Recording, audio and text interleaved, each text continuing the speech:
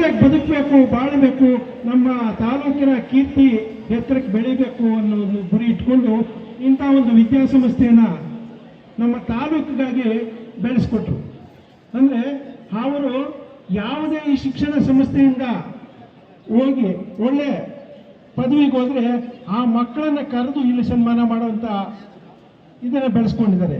ಅಂದರೆ ಉದಾಹರಣೆಗೆ ನನ್ನ ಮಗನೂ ಕೂಡ ಸಬ್ ಇನ್ಸ್ಪೆಕ್ಟರ್ ಆದಾಗ ಆ ರೀತಿ ಅಂಥ ಪದವಿಗಳು ಓದೋರೆಲ್ಲನೂ ಕರೆದು ಇಲ್ಲಿ ಸನ್ಮಾನ ಮಾಡಿ ಆ ಮಕ್ಕಳಿಗೆ ಪ್ರೇರೇಪಣೆ ಕೊಡ್ತಾರೆ. ನೀವು ಕೂಡ ಅದೇ ಥರ ಬೆಳೆದು ನಮ್ಮ ತಾಲೂಕಿಗೆ, ನಮ್ಮ ಸಂಸ್ಥೆಗೆ ಕೀರ್ತಿ ತಂದುಕೊಡೋಂಥ ಮಕ್ಕಳು ಆಗಬೇಕು ಅಂತ ಆ ರೀತಿ ಶಿಸ್ತಾಗಿ ಬೆಳೆಸ್ತಾ ಇರ್ತಕ್ಕಂಥ, ಶಿಕ್ಷಣಕ್ಕೆ ಒತ್ತು ಕೊಟ್ಟಿರ್ತಕ್ಕಂಥ ನಾಗರಾಜಣ್ಣವರೇ.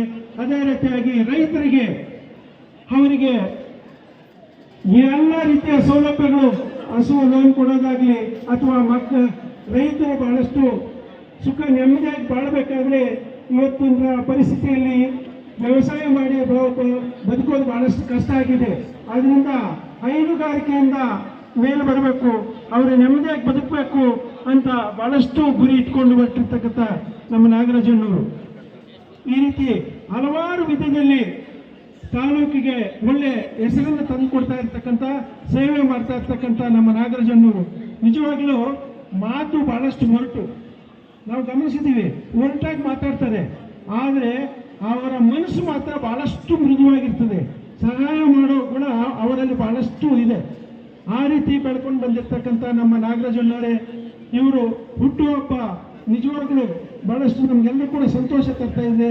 ಮುಂದಿನ ದಿನಗಳು ಇನ್ನಷ್ಟು ತಾಲೂಕಿಗೆ ಸೇವೆ ಸಿಗಲಿ ಅಂತೇಳಿ ಆಶಿಸ್ತಾ, ಅದೇ ರೀತಿ ನಮ್ಮ ಸಾಮೇಗೌಡರು ಅವರು ಕೂಡ ಈ ನಿರ್ದೇಶಕರಾಗಿ ಆಯ್ಕೆಯಾಗಿದ್ದಾರೆ. ಅವರು ಮುಂದಿನ ದಿನಗಳು ತಾಲೂಕಿಗೆ ಒಳ್ಳೆ ಸೇವೆ ಮಾಡಲಿ ಅಂತ ಹೇಳ್ತಾ, ಇವಾಗ ನಾವೆಲ್ಲರೂ ಕೂಡ ಆನಂದೂರು ಶಿವಣ್ಣವರು ಗರಡಿಯಲ್ಲಿ ಬೆಳೆದಿರ್ತಕ್ಕಂಥ ನಮ್ಮ ನಾಗರಾಜಣ್ಣವರು, ಭವಾನಿ ಮೇಡಮ್ ಅವರು ಹೇಳ್ತಾ ಇದ್ರು, ನಮ್ಮ ಅಪ್ಪನಿಗೆ ಬಹಳಷ್ಟು ಸರ್ವಿಸ್ ಕೊಡ್ತಾ ಇದ್ದಾರೆ, ನಂಗೆ ತುಂಬ ಸಂತೋಷ ಆಗ್ತಾ ಇದೆ ಅಂತ. ಆ ರೀತಿ ಇನ್ನೊಂದಷ್ಟು ಹೆಸರು ಕೊಡಲಿ. ನಮ್ಮ ಶ್ರೀನಿವಾಸ ರೆಡ್ಡಿ ಅಣ್ಣವರು ಇಂಥ ಒಂದು ಕಾರ್ಯಕ್ರಮಗಳಲ್ಲಿ ನಮ್ಮನ್ನೆಲ್ಲ ಕರ್ಕೊಂಡ್ಬಂದು ಯಶಸ್ವಿಯಾಗಿ ನಮ್ಮನ್ನ ಬೆಳೆಸ್ಕೊತಾ ಇದ್ದಾರೆ. ಆ ರೀತಿ ಉತ್ತಮ ಕೆಲಸಗಳು ನಮ್ಮ ತಾಲೂಕಿಗೆ ಸಿಗಲಿ ಅಂತ ಹೇಳ್ತಾ ಈ ಒಂದು ಕಾರ್ಯಕ್ರಮ ಕರೆದು 4 ಮಾತಾಡಲು ಅವಕಾಶ ಕೊಟ್ಟು ತಮ್ಮೆಲ್ಲರಿಗೂ ಅನಿಸ್ತಾ 4 ಮಾತುಗಳನ್ನು ಮುಗಿಸ್ತಾ ಇದ್ದೀನಿ. ಜೈ ಹಿಂದ್, ಜೈ ಕರ್ನಾಟಕ.